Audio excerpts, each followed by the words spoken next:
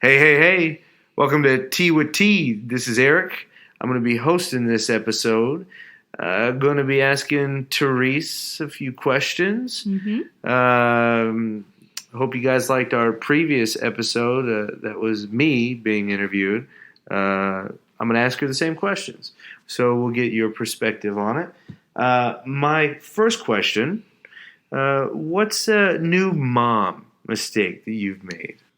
A new mom mistake I've made was trying to do things someone else's way because everyone's got, helpful tips and mom hacks and all these suggestions that it's hard to figure out what you should do.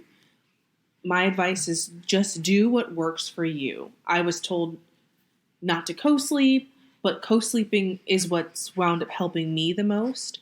But again, that works for me. That might not work for you. So don't do it my way just because I say do it that way or I say I do it that way. I'm saying do it however you want. Just be informed and be careful. I mean, that's really all you can do as a mom. Try your best and hope for the best. That's right. And you definitely have a very unique mom style, and I love it.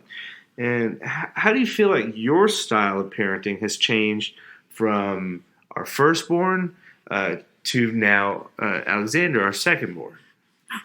With Charlie and Xander, I am trying to do things pretty similarly, just love on them the same. But really, there's always going to be a little bit of a difference because with Xander, I'm never just focused on him. I'm always also focused on Charlie. So that's definitely one thing that when I was pregnant, I was thinking, man, Xander will never get the 100% attention and loving that Charlie got because there's always going to be Charlie to share it with. But really, that's all I can do. Just do the best I can. Right. And I definitely think, know that you do the best you can. And I think you do an awesome job. So what's something that's very important to you that you impart on Charlie and you want to impart on Alexander? The thing that I would really want to impart on the boys is just kindness and compassion. Everyone could stand to just be a little kinder to each other and to ourselves. And really, I think that it's kind of a way to love people and give love where you want to receive love.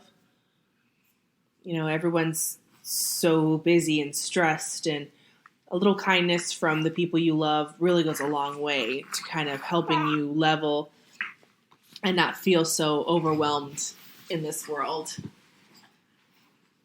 Well, it definitely is easy to get overwhelmed with everything that goes on around us. So sometimes we lose track of really just going for it all. And what's something that you've always had that was on your mom bucket list, your to-do list, I gotta do this with the boys? Definitely Disney. And I want to learn something for the first time with them. Like learn to snowboard or, when maybe, I don't know, it's just something. I like that idea. Snowboarding. Go to Colorado? Yeah. I've only seen snow like twice. What, at Big Bear in California? Not quite, but I think somewhere around there. Oh, when I got confirmed, we went someplace in the woods and it snowed. Yeah. It was cool. Yeah. Had a hypoglycemic fit though. Oh, wow. That's not cool though. Were you able to remedy that? Yes. Okay. Thankfully, we were inside and seated when it happened, and I wasn't just out in the snow and I passed out and I'm just lost in the snow. You could have been a frozen brick of Therese. Oh my goodness. Yeah, not fun. So snowboarding. Or no, not even necessarily snowboarding, but learning a new thing. Yes, thank you. Learning a new thing with them. Mm-hmm. So it's kind of like a bonding experience. Because, there's so many things that I will teach them that I already know how to do. Right. And that doesn't feel the same. So I want them to have that where we are all starting from scratch together. Yeah.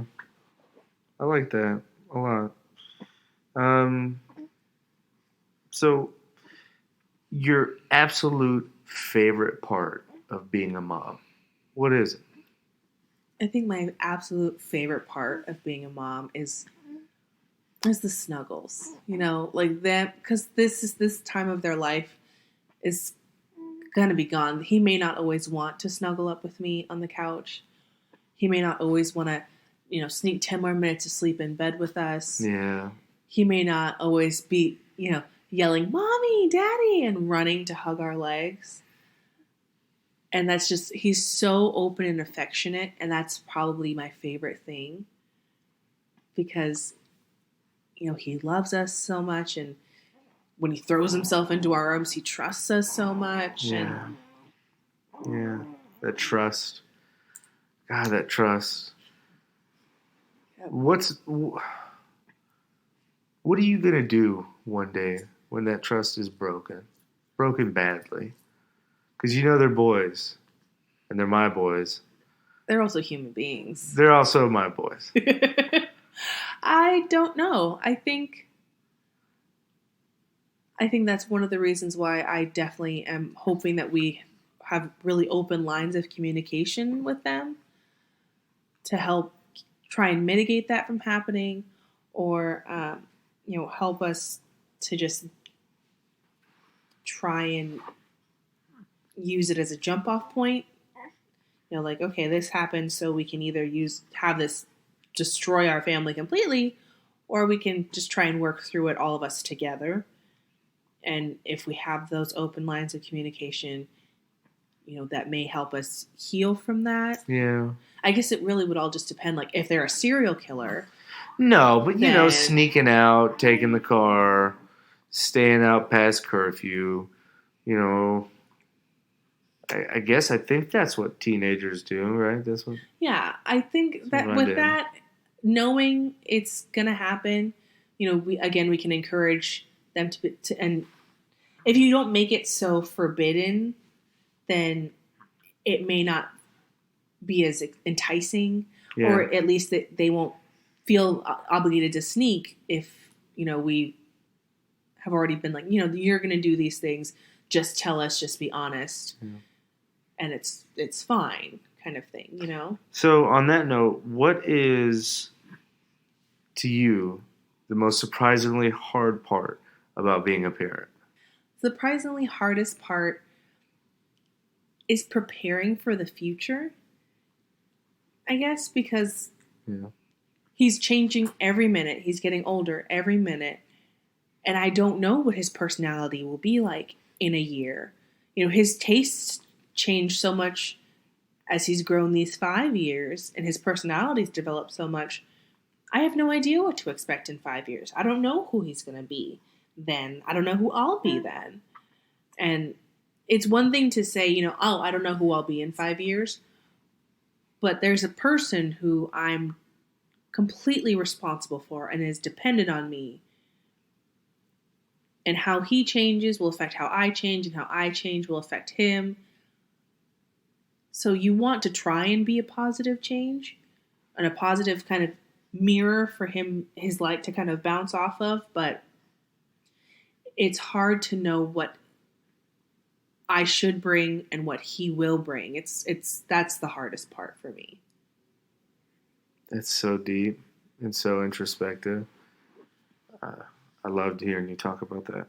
Thanks. So, so I guess that kind of, goes into, what are you afraid of? What gives you those butterflies in your stomach, and not the good ones? I would say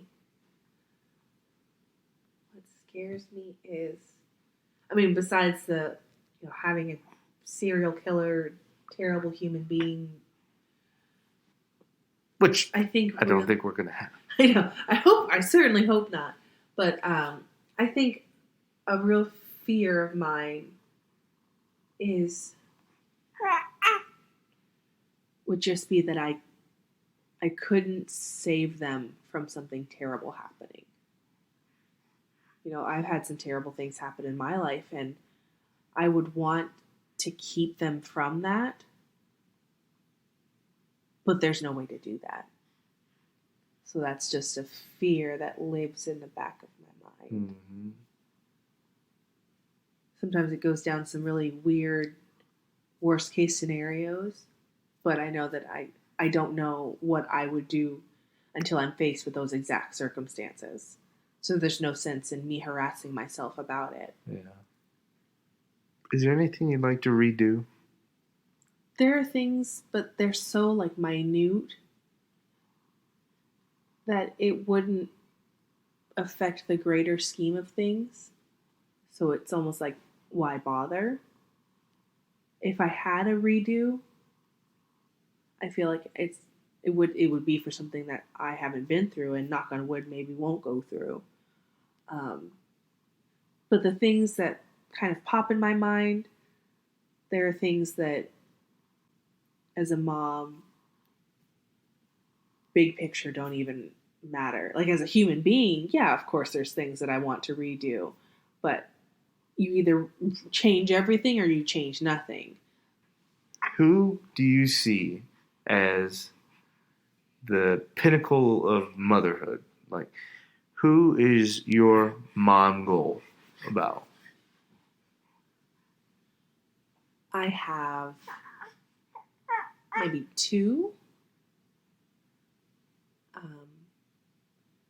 Like on one hand, Jessica Alba, she's doing, the mom thing, the acting thing, but she's also got this whole brand of everything for motherhood, and from diapers and bath stuff and hand sanitizing stuff and cleaning stuff and self-care stuff. And, that's just, she's doing so many things, and she's got like her finger on the pulse of a lot of different things.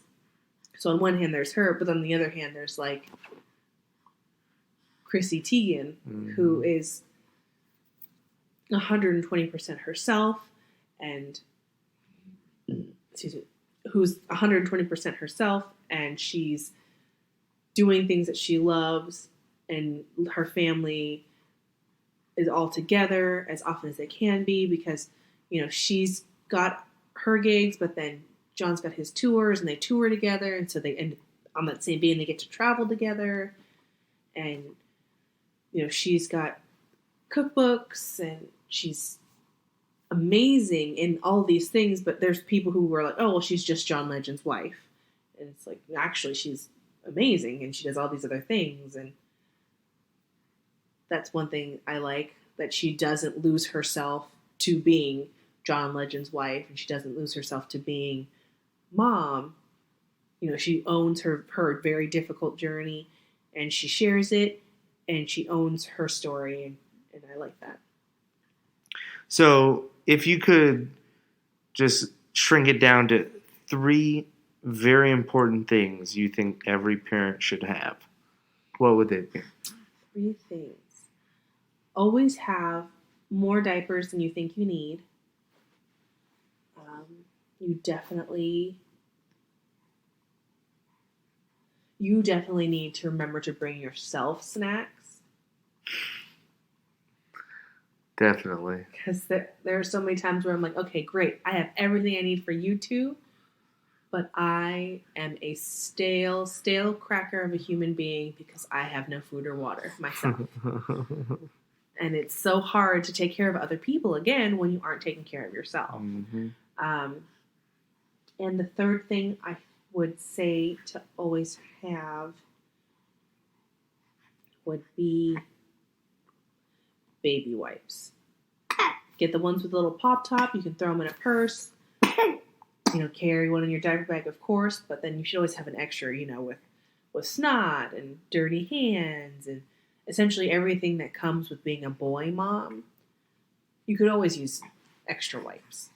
You don't want to run low, obviously, for diaper reasons, but even with Charlie, when we didn't have the baby, we still always had baby wipes on hand. Mm-hmm. So those are physical things, but what about the intangibles? What are 3 intangible things every parent should have? Definitely patience. And I'll piggyback that one with kind of compassion. Remembering that even if it's frustrating for you, it's doubly frustrating for them because they don't even know what's going on. Mm-hmm. You, as a logical adult, have the hindsight and yeah, this is what's happening, but you can't explain that to a baby, to a toddler. They don't know. They're still learning this situation. They're learning these nuances, and a lot of things will be lost on them. So you've got to be compassionate and patient about that, and that'll help you keep your cool. You gotta have a lot of love. A lot of love. A lot of love. Because you are just gonna pour and pour and pour into these little people, and they are just gonna keep needing more. So you gotta love every inch of that kid so that they get the best parts of you. You're not just gonna pour frustration into them, because that's not gonna create a flourishing human being. You pouring in the very best of you will make the very best of them. Mm-hmm. Mm-hmm. And I would say support. You need a support system. Yep. You can't do it all alone. It really does take a village. And yeah, you've got to be able to tag other people in, and different situations will call for different help. And I literally can't say this enough. You can't pour from an empty cup. And part of that's having someone to tap in when you need a minute. Going from that, what, and about the kids, but what is something you really appreciate in yourself and in me? I do appreciate in both of us that we are very adaptable. We can roll with the punches very well. We can change course pretty quickly.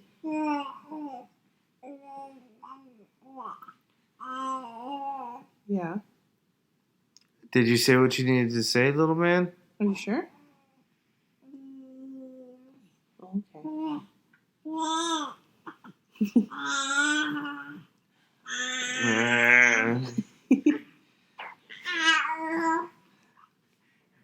So I appreciate that we're both very adaptable, but I also definitely appreciate in you that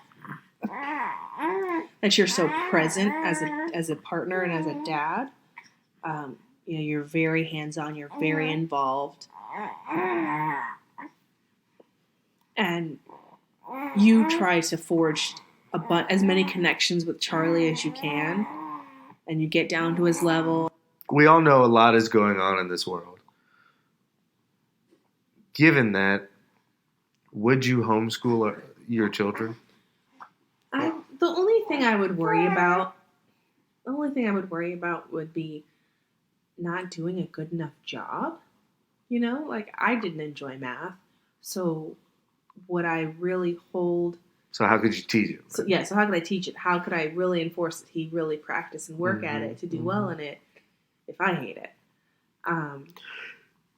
I would really worry about the limitations that I would bring, because again, I'm not qualified to teach. Not just any Tom, Dick, or Harry can teach.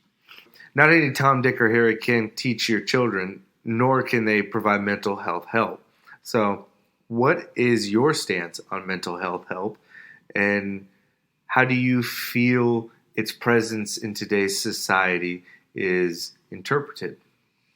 I definitely think that everyone could benefit from counseling and therapy. Everyone, even people who think that they're pretty well adjusted, should still go. Because there's nothing wrong with learning how better to understand yourself and understand how the interactions in your close relationships in the world around you affects you. A lot of people are just really good at coping. They don't know that they're as bad as they are, or true, or they don't know how bad they are inside, or how coping can eventually lead to unhealthy responses. And I think that there's a lot of taboo around getting help, getting mental health help, and just seeking to be better. Mm-hmm. So many people think of, oh, you're taking pills. That's just an easy way out. That's a cop out. You don't really need that. But that completely ignores the fact that there is a physical lack of a chemical or a hormone in their brain and body that affects how their mind processes things. And if they need that, just like if you needed pills for your kidneys, you would take the pills. If you need pills for your mental health, then you need the pills. There's no weakness in that, and there's no shame in that. And some people, for some reason, are just brainwashed by media or familial pressures or societal pressures that if you seek help, you're weak. Actually, no. If you're strong enough to be vulnerable and seek help, then you're strong enough to heal and move forward and be better. If all you ever do is shove your emotional shit under a rug or in a closet, all it's ever going to do is keep taking up space and grow and grow and grow until finally you cannot navigate around this pile anymore. You can't ignore it anymore. Even if you have great coping skills, quote unquote, you have to face it, you have to dismantle it, you have to unpack it. Otherwise, you'll never be able to move past it. That's a very insightful response. I love that. Do you ever feel like you fall short? Oh yeah, definitely. What do you do when you feel that way? Like sometimes I feel like I run out of patience for Charlie because I am being pulled in so many directions. He's not the biggest part of my attention pie, so to speak, but it does seem like he's the loudest part because, he's in your face, asking questions, wanting you to be engaged because he's learning so much. And really, he's just so curious and he's just absorbing everything like a sponge. So he's going to ask more and he's going to ask for more. And that's just the age he's at. So when I feel frustrated or I lose patience with him, that's where I feel like I fall short because I want to keep encouraging that kind of curiosity and that kind of thirst for knowledge, but it's also hard. So when I lose patience, I try to tell myself to take a breath and just give in for this one thing because one day he's not going to want to talk to me at all. One day he's going to figure out that he can just Google everything and he's just going to Google everything and not talk to me. So I try to just be mindful. And when I catch myself getting frustrated or getting short, I try to take a deep breath and re-engage in whatever he's wanting me to pay attention to so that, he continues to feel special. He continues to feel like he is important and what he has to say is important. So I can just keep nourishing that. So on that note, what would be the difference as far as reaction-wise between an understandable reaction or an unreasonable reaction? Okay, so like if you're frustrated and you snap at your 5-year-old, that's okay. That's understandable. I mean, but if you're like cursing at them and flipping over a table, that's definitely unreasonable. If you, like, let's say you're on the phone and you just kind of snap your fingers and you're like, hey, like I'm on the phone. That's totally understandable. You're frustrated, but you're also in the moment. You're in the middle of something. I just need you to hold on. A loud snap and a hold on is okay. Screaming and bellowing, not okay. If you find that when you lose patience with your child, you're doing that, you gotta loop in someone close to you to help understand why you get that way. Because you don't want that to escalate. You don't want to ever feel like you have no place to go but farther than just hey, hold on, buddy, just give me a second. Yes, every situation's different, but just try to keep in mind that this is a human being who is still learning societal do's and don'ts. None of us come pre-programmed with instructions. You are their instruction manual. Try and be mindful of that. This has been such an insightful conversation.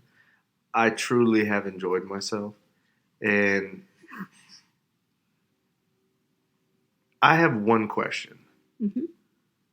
What would you say to Therese when she's walking in that door to get her first ultrasound?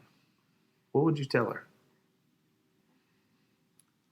I would say everything's a phase. Enjoy all of them as long as they're there. I mean, good, bad, and ugly. Charlie's 5. I blinked and he became 5. He's only going to keep getting older. I don't get to redo any of this. And with Sander, I'm aware now of how quickly Charlie as a baby flew by. There were times where I was like, man, I just can't wait for him to talk. I can't wait for him to walk. Can't wait for him to be potty trained. But I just forgot that meant that he would be bigger. He's not going to be 6-month-old, walking, talking, and potty trained, and just keep being this cute little baby. That'd be kind of cool, though. Because he's going to do those things, he has to have awareness. For him to have awareness, he has to be bigger. So now he's a precocious 5-year-old instead of a rambunctious 2-year-old. And I have to remember that everything's a phase and to just soak it all up, because you will never get him this size again, ever. That was awesome. So that's going to wrap up the podcast. Therese, I believe you have some closing notes. I do. Make sure to take care of yourself. Take care of your partner. Take care of your support group. And make sure that they are also taking care of you. Because parenting is a never-ending job. And you need to be able to have the stamina for it, which means you have to rest. Again, you have to take care of yourself. You have to be able to rely on other people, because in the end, we're all just trying to make it through. It's easier to make it through together. I'd like to ask one more question. Sure thing. What is it that you're into this week? Ooh, definitely the new Queer Eye reboot. They just got approved for season 2, which I've heard is just more episodes that they've already recorded, which is good because then that means it comes out sooner as opposed to needing to record more. But the show we finished before this was Westworld, which was super intense and it was an emotional roller coaster, and I'm excited for it to come back.